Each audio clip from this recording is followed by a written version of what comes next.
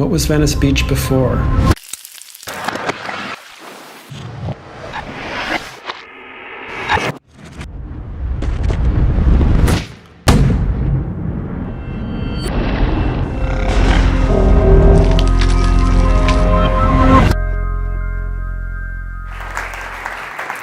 So I was raised by animals, specifically Jamie the dog, Charlotte the cat, and a whole gaggle of lab rats that my dad rescued from Columbia University where he worked. And I spent the first 2 years of my life in a small basement apartment in Harlem. And in addition to the animals, there were also people. There was my mom, my dad, their friends, and it was the mid-'60s, and my parents and their friends were really young, so they drank and they smoked and they screamed at each other and they listened to loud music and they cried and they yelled, while the animals just kind of sat there, calm and quiet. So I learned this lesson with these calm, wonderful animals, that animals are safe, quiet, and to be trusted. And with my parents and their friends screaming and yelling, that humans are loud and terrifying. And so when I was 2 years old, my dad died. And my mom packed me and Jamie the dog and Charlotte the cat and our gaggle of lab rats into her rusty old Plymouth, and we drove up to Connecticut, where she had grown up. And she rented a tiny little house by the train station in Darien, Connecticut.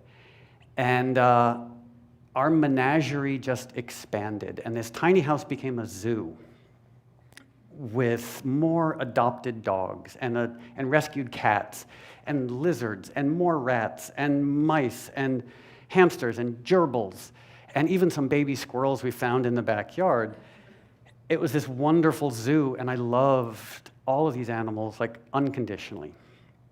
And my mom, tragically, was newly single because my dad had died, so she started dating, and she had way better taste in animals than she did in men. So she dated Hell's Angels, she dated drug addicts, she dated musicians, and just as a little quick aside, I just want to be very clear, dating musicians is always a terrible idea.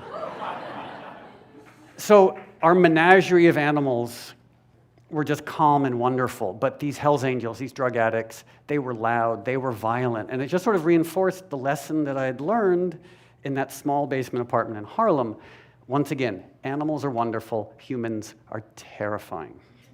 And I loved our animals so unconditionally that whenever any one of them died, I grieved inconsolably. So that's me with Paca the cat. And when Paca was hit by a car, I had to stay home from school for a day and just mourn and cry because Paca was my best friend. But I was a suburban boy. I loved animals, but I also loved hamburgers. And I loved hot dogs. And I loved pizza with sausage and pepperoni. And my mom made this meatloaf that she wrapped in bacon and she served with greasy egg noodles. And I loved all of that. I loved every piece of disgusting junk food that was served from, like, the window of a fast food restaurant in styrofoam with greasy napkins. And it was like this phrenological paradox. Like there was a wall built in the middle of my brain, and this side of the wall loved animals with their decency and their kindness, and this side of the wall loved eating animals. And I would say it was a paradox, but it wasn't, because I mean, it is. It's a paradox. It's not a paradox, which is a paradox. And because it was also the status quo. Like, everyone I knew loved animals, but everyone I knew loved eating animals. So it never dawned on me that this was a paradox. And on school trips, we would go to farms and visit cows and pigs and chickens, and I loved them as unconditionally as the animals in our home. The cows in particular, because they were shy but curious, cautious but affectionate, and I loved them, but I loved hamburgers. And when I was 10 years old, I was playing at the dump, because I grew up poor white trash in one of the wealthiest towns in the United States, And I spent a lot of time playing at the dump because the dump was really interesting. There was all this weird, fascinating garbage that the rich people threw out. And there were rats and raccoons like fighting over scraps of food. And while I was at the dump, I heard this sound, the tiniest of sounds, just this little mew. And the dump was a loud place. There was I-95, the freeway was right there, and there were dump trucks going by. It was a cacophony. And over this cacophony, I heard it again, this tiniest mew. I felt like Horton in Horton Hears a Who. And I saw this cardboard box, water damaged, and I opened it up. And inside this cardboard box, there were 3 dead kittens. Tiny, like the size of my thumb. And there was one barely alive kitten, so young that his eyes were still closed. And I scooped him up, and I rushed home, and my mom and I then rushed him to our local vet, and our local vet knew us really well, because we had so many animals. And when the local vet saw this tiny, sick kitten, he shook his head dolefully, and he said, "Don't get too attached, because kittens this young don't live without their moms. They don't survive." So my mom and I took the kitten home. We named him Tucker. To this day, I don't know where that name came from. And we made him a soft little bed out of old T-shirts and rags. And at this point in my life, my grandmother was living with us. And my grandmother had the world's most misanthropic dachshund. And his name was George. And George hated everybody. He hated me, even though I loved him. Story of my life. He hated my mom. I think he even hated my grandmother, but he just sort of tolerated her because she fed him. So George walked over in his cranky way to see what was going on with this mewing kitten, and something very surprising happened. George jumped in bed with Tucker and became Tucker's mom. And George cleaned Tucker and warmed Tucker and stayed by Tucker's side 24 hours a day for 2 weeks until Tucker was healed and well. And my uncle, Joseph Kugielski, was a photographer for the New York Times and some local papers in Connecticut. And he took that picture. And you are right to awe, because it's adorable. And he ran this picture in some local papers. So for a day, Tucker and George were really famous in animal circles in southwestern Connecticut. It was my first vicarious brush with fame. And I loved Tucker. He was my best friend. He was like the little brother I'd never had. He used to meet me at the end of my driveway when I came home from school, and we played together, and we slept next to each other, and I loved him so much. But I kept eating hamburgers, and I kept eating hot dogs, and I kept eating junk food. And then one day when I was 19 years old, I was sitting on the steps of my mom's house with Tucker, and we had this orange shag carpeting. So I'm sitting on the orange shag carpeting with Tucker, and the sun was coming through the windows, and it was just this perfect moment. And I looked at Tucker, who at this point was about 9 years old. Fun aside, Tucker lived to be 23. So I looked at Tucker, and I saw this perfectly formed being, this individual with 2 eyes and a central nervous system. And all of a sudden, that phrenological wall in my head disappeared, and I extrapolated.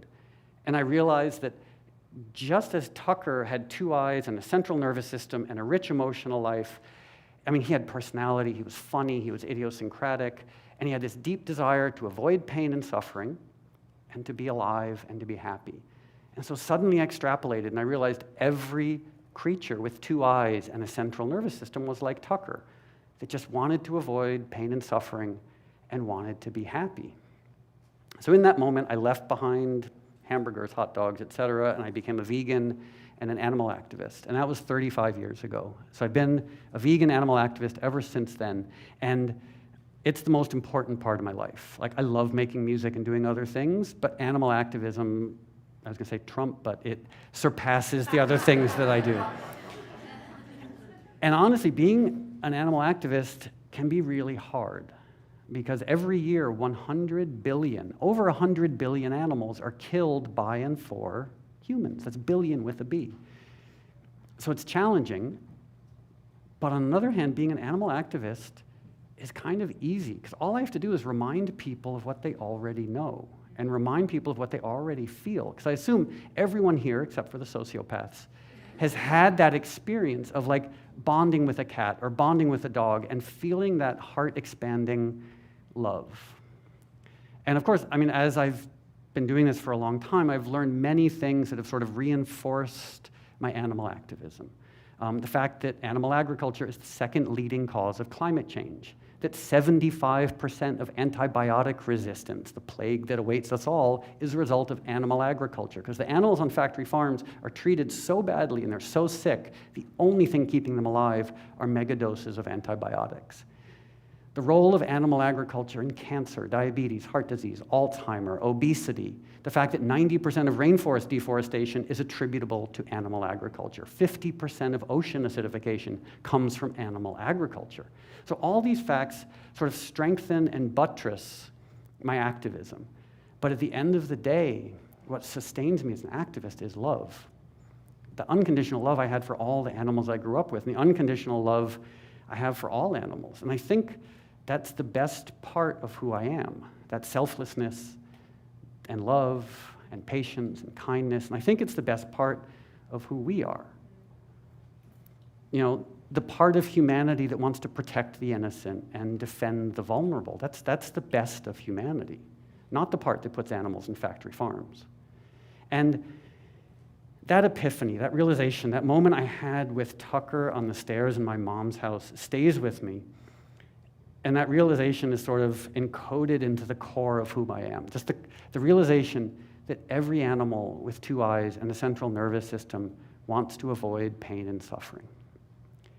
And every animal, no matter how big or how small or how wild or how domesticated, just wants to be alive and simply wants to be happy.